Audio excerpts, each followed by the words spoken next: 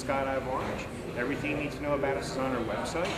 Most people do a tandem jump the first time. You're strapped to an experienced jumper, carried along as a passenger. That gives you about a 50-second free fall and a 5-minute parachute ride from 13,500 feet. Skydiving is an experience that just can't be described in words adequately, and something has to be experienced. It's largely a visual thing. I encourage you to come on out and give it a try. And to really understand what it's about, you kind of have to make a couple of jumps. In your first jump, you're getting over the initial familiarization what it's like to be in free fall. As you make more jumps, you start to see more things you didn't notice before. Lots of us go on to make thousands of jumps. We never come to the end of what the sport can do. And it's a lot of fun. So I'd like to have you give skydiving a try. If not here at Skydive Orange, at some other United States parachute affiliated drop zone. My name is Leach, and I skydive in Virginia for about almost 5 years. Skydiving is not for everybody, and obviously this is the most exciting experience in sports that I ever have, and I had to keep it probably till the day I die. So. Yeah, my name is Joshua Nixon, and I'm 19 years old. I actually just got my A license. I've got 27 jumps, so very, very new to the sport, but it's something that I've always wanted to do.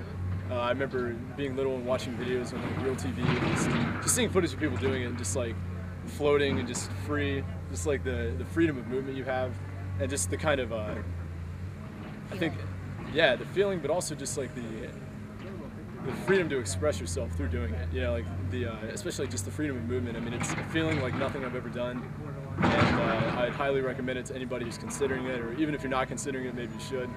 Try it. So, but yeah, I mean, you do have to. You've got to work at it. You've got, especially to be a safe jumper. That's the most important thing. And then having fun second to that. But yeah, you've got to be aware of what you're doing, attentive, but it's definitely worth it. There's nothing I've ever achieved that I've been happier about than getting my license. How many dives have you done? How many dives? I've done 27 jumps. So you need 25 for your license. So, but yeah.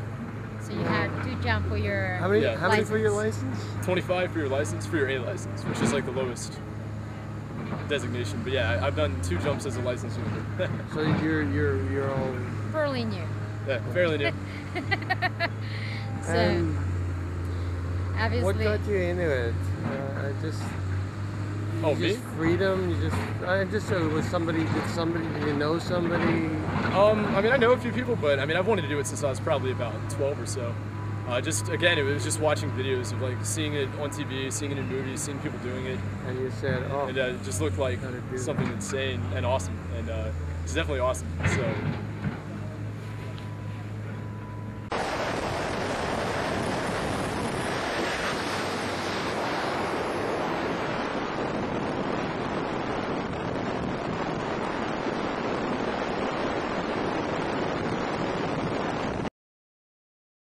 Is the main parachute, and the second one is the main parachute, and the second one is reserve. The reserve is repacked every 120 days and is of course only used in emergency situations. Correct. So that's like your backup in case something goes wrong. So in the event that you have, you know, line twist or a line over or a riser that hesitates or something, or excuse me, a slider that hesitates, and you can't clear the malfunction, then we're taught to, at least the students, I just finished the student program, so you'll always, you know, be checking, as you say your lines are twisted and you're working on untwisting them, you're always checking your altitude as you're doing it. You're very much fresh. Yeah, it's all very fresh. But in the event that you haven't cleared your malfunction by 2,500 feet, then they teach us that that's your decision altitude. So what you're going to do is, if you're wearing the rig, this is your, oh yeah. No problem. Yeah. Good. That's a tiny one. Yeah, definitely not something I would jump. Yeah. But yeah. This is your, I know the straps and everything are kind of in the way. These would be about right here if it was all connected. But this is your reserve, excuse me, this is your cutaway handle here, and this is your reserve handle. So in the event that there's a malfunction, you're going to arch your legs as much as you can and arch your back so you're in a stable position once you cut away. You grab the handle here, and this, when you pull this releases the main canopy.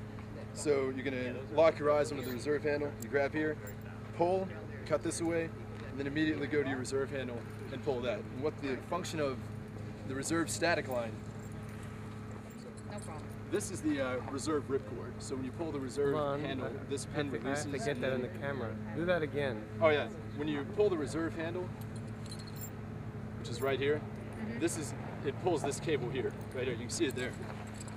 And so this little cable, which you can see here, is the reserve ripcord. So when that comes out, it opens this loop here, and this whole bag opens up, and that deploys the reserve canopy. Yeah. Yeah. The reserve static line is merely, it's supposed to be just kind of like a backup, so that as soon as you cut away, it automatically starts deploying the reserve parachute, which is the same function as pulling this handle. So you don't really. Yeah. The cutaway, it's also, you know, you can also not necessarily to do the cutaway if your canopy is not open. Yeah. Okay. Yeah. Because normally this is just to release the main canopy. Mm-hmm. Yeah. So Yeah. if it is not open and it's inside of the bag and it's a pilot issue, you can just pull your reserve. One of the sport rigs here, and it actually belongs to this nice lady here, I'm Julie. Julie. So, Josh was over There as well. Yeah, this is where you activate your main parachute when you're ready to open. This is the handle for the pilot chute. The pilot chute is packed inside here. And what you do is you reach back and you grab this and you just throw it out. And what that does, there's a small parachute in here, probably about that big around, and the wind catches that and it pulls the main parachute out of this container that's in here. So in the event that everything opens and it goes well, then you're all set. But if there's a malfunction, say for whatever reason it doesn't come out, I don't think that happens often, but if it does deploy and it doesn't deploy correctly, and you're unable to clear the malfunction, then around 2,500 feet, that's your decision altitude. If you haven't gotten it worked by then, and you're getting low enough that you want to just go ahead and cut away the main parachute and open the reserve parachute. Tell about my Cypress. So what do you do? And the Cypress, this is a automatic activation device, and what this is to serve as a backup. So in the event that you get too low and you haven't opened your main parachute, then it'll automatically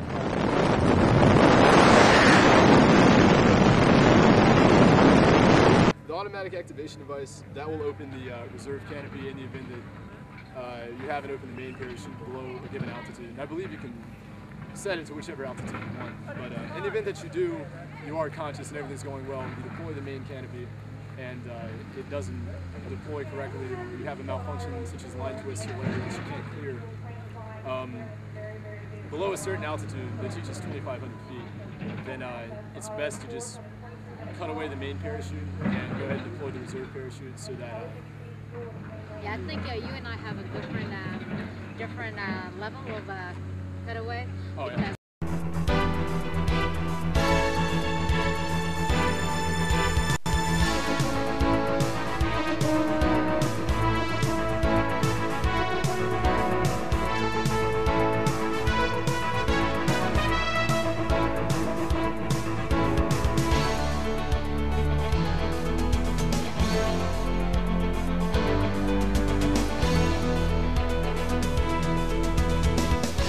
Because